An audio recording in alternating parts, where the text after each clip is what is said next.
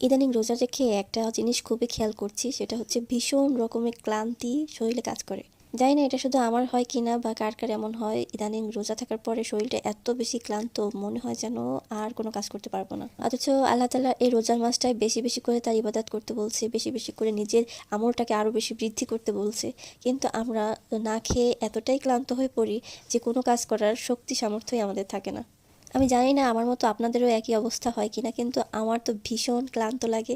আর অনেক বেশি মনে হয় যেন সারাদিন শুয়ে থাকি, বসে থাকি, কোনো কাজ করার কোনো এনার্জি আমার থাকে না।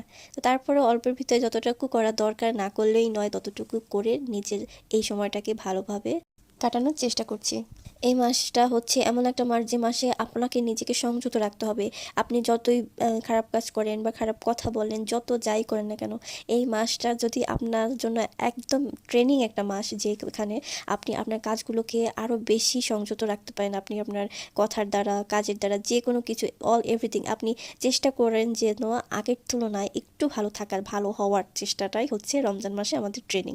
তাই আমাদের সকলের উচিত এই ট্রেনিংটাকে সামনের দিকে অগ্রসর করে নেওয়া, অর্থাৎ এই ট্রেনিংয়ের সময়টা বেশি বেশি কাজে লাগানো, যতটুকু পারা যায় নিজের মুখের দ্বারা বা কাজের দ্বারা, যতটুকু সম্ভব হয় নিজেকে একটু ভালো রাখার, একটু ভালোভাবে সেফ থাকার, যাতে করে আপনার কথা বা আপনার কাজের দ্বারা অন্য কোনো ব্যক্তি যেন কষ্ট না পায়। এটা যদি আপনি এই মাসটায় যদি নিজেকে সংযত না রাখতে পারেন, তবে আমার মনে হয় না বাকি মাসগুলোতেও আপনি সেটা সংযত করতে পারবেন। তাই এখন থেকে চেষ্টা করুন, আজ থেকেই শুরু করুন। ইনশাআল্লাহ চেষ্টা করলে আপনিও পারবেন।